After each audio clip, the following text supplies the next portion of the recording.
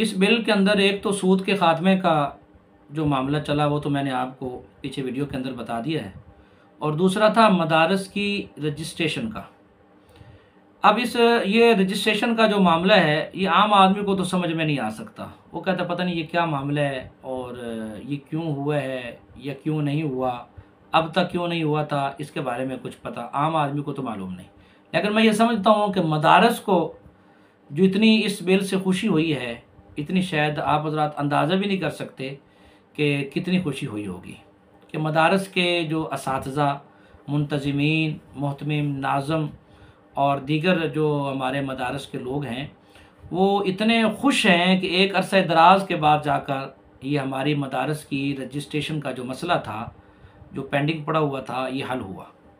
ये भी अल्लाह पाक ने मौलाना फजल रहमान साहब के ज़रिए से करवाया। अब इंशाअल्लाह ताला जो मदारस की रजिस्ट्रेशन है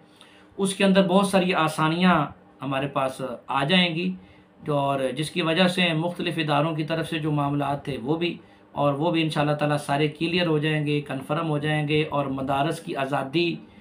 मुस्तहकम हो जाएगी, मदारस मुस्तहकम हो जाएंगे, और बेहतरीन अंदाज़ के अंदर मदारस के अंदर पढ़ाई का सिलसिला जो है वो जारी रखा जाएगा। उसके लिए बहुत अच्छी अच्छी तरमीम क़ैद मोहतरम की तजावीज़ के साथ शामिल हुई हैं। एक मसला था इस्लामी नज़रियाती कौंसल का। ये इस्लामी नज़रियाती कौंसल 1973 के जब ये आइन बना था तो उसके फ़ौरन बाद इसको भी बना दिया गया था, लेकिन आज तक इस्लामी नज़रियाती कौंसल की जो सिफारशात मुरतब होकर कौमी असम्बली में आती थी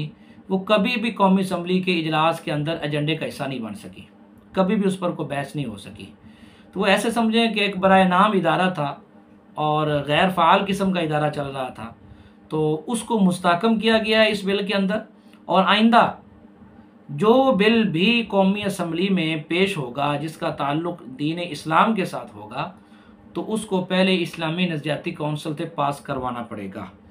और इस्लामी नज़रियाती कौंसल में तमाम मसालिक के नुमाइंदा मौजूद हैं, तमाम मसालिक के, तमाम जमातों के, तमाम मसालिक के, वहाँ पर तमाम नुमाइंदा हजरात जो हैं वो मौजूद हैं, और उनकी मुशावरत से एक कानून साजी की सेटिंग होती है और फिर वो असम्बली को भिजवाई जाती है।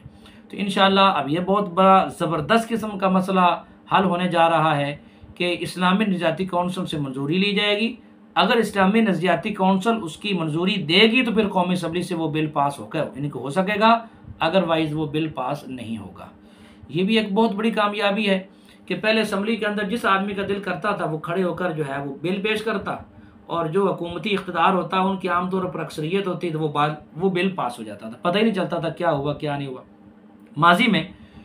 2 दफ़ा ख़त्म नबूवत के आइन के साथ छेड़छाड़ हुई, 2 दफ़ा हुई, और दोनों दफ़ा आइन के साथ जो छेड़छाड़ थी वो इसी वजह से हो गई कि अचानक किसी ने जो है वो अपने तौर से उसके अंदर की और खड़े होकर बिल पढ़ दिया, और वो तेज़ी के अंदर पता ही ना चला कि वो क्या पास हो गया। और जब उसको बाद में सेनेट के अंदर हाफ़िज़ अब्दुल्ला साहब ने और दीगर अहबाब ने उसको पढ़ा और उसको समझा तो फिर उसमें इख्तलाफ हुआ, फिर शोर शराबा हुआ, फिर एक नई तरमीम करनी पड़ी, और तरमीम करके उसके अंदर जो है वो तब्दीलियाँ भी की गई। तो इसलिए मेरे भाई ये इस बात को समझें कि इस्लामी नज़रियाती कौंसल से वो बिल मंजूर होकर आएगा तो फिर कौमी असम्बली से पास होगा, जिसको हमारे उलमाए कराम बैठकर तफसील के साथ, और फिर सारे मसलक के वहाँ उलमाए कराम मौजूद हैं, और वो तफसील के साथ उसको पढ़ते हैं, उसका जायज़ा लेते हैं, उस पर अपना वक्त लगाते हैं, और फिर उसकी हतमी मंजूरी देंगे, फिर वो कौमी असम्बली में आएगा तो उस बिल को पास किया जाएगा, अदरवाइज़ वो बिल पास नहीं होगा। एक चीज़ और थी, और वो थी वफाकी शरई अदालत, जिसमें मुफ्ती तकी उस्मानी साहब भी उसके जज रह चुके हैं। तो ये भी गैर फ़ाल थी, इसके फ़ैसलों को अथंटक नहीं समझा जाता था। मुफ्ती तकी उस्मानी साहब जब इस अदालत के अंदर जज थे तो उन्होंने बहुत सारे फ़ैसले लिखे थे, जो 2 जिल्दों में अदालती फ़ैसले के नाम से वो किताब की शक्ल में वो किताब छपकर वो मार्केट में आ भी चुकी है, मैंने भी उसको देखा है, पढ़ा है। 2 जिल्दों में अदालती फ़ैसले मुफ्ती तकी उस्मानी, जिसके उन्होंने सूद पर भी अपने फ़ैसले लिखे हैं, और दीगर बहुत सारे जो मामलात थे उनके ऊपर भी उन्होंने तफसीली फ़ैसले लिखे हैं। लेकिन वो फ़ैसले लिखे हुए हैं, बहुत बड़ी रहनुमाई है हमारे लिए, तो उलमाए कराम को उसको पढ़ना भी चाहिए, लेकिन यह है कि उस पर अमल आज तक ना हो सका था। तो वफाकी शरई अदालत एक तरह की गैर फ़ाल चल रही थी, और ख़ुसूसन मुशर्रफ ने तो उसका बेड़ा गर्क करने की पूरी कोशिश की। तो अब कानून के अंदर उसको भी बहाल कर दिया गया है वफाकी पहले ही। और दूसरा ये होता था कि उसके अंदर जो जज हैं वो खुद चीफ जस्टिस नहीं बन सकते।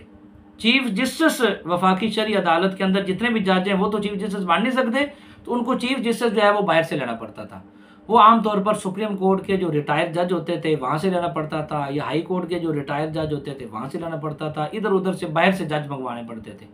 अब उनकी तो फिर वफाकी शरई अदालत के जज हैं और उनको शरीयत का इतना ज़्यादा पता नहीं है, वो को आलिम नहीं है, उन्होंने इस चीज़ को बाकायदा पढ़ा हुआ नहीं है। तो इसलिए अब उसमें यह भी तय हो गया कि वफाकी शरई अदालत पहले उसके अंदर जो है वो ज़्यादा अफराद 40% अफराद अपने कि 40% का फैसला होता था, अब उसको पीछे लाकर उन्होंने 25% पे कर दिया है कि 25% की अक्सरियत के साथ उसमें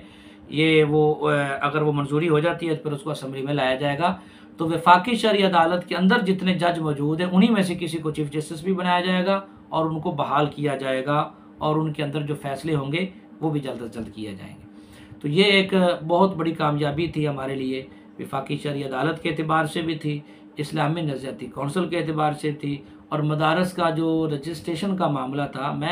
आप हैरान हो जाएंगे कि मुफ्ती तकी उस्मानी साहब ने जैसे ही ये सुना कि ये आइन पास हो गया तो फ़ौरन कराची से चले और इस्लामाबाद पहुँचे और आकर इसकी मुबारकबाद कायदे मोहतरम को पेश की। वो इसी वजह से, तो इसलिए मेरी गुजारिश है, मेरी इदारों से भी गुजारिश है कि हमारे शहर में, हमारी तहसील में एक अमन व अमान कायम करने की कोशिश की जाए और इस तरह के लोगों की हौसला शिकनी की जाए जो बार बार इस तरह की पोस्टें लगाकर हमारे माहौल को ख़राब करते हैं।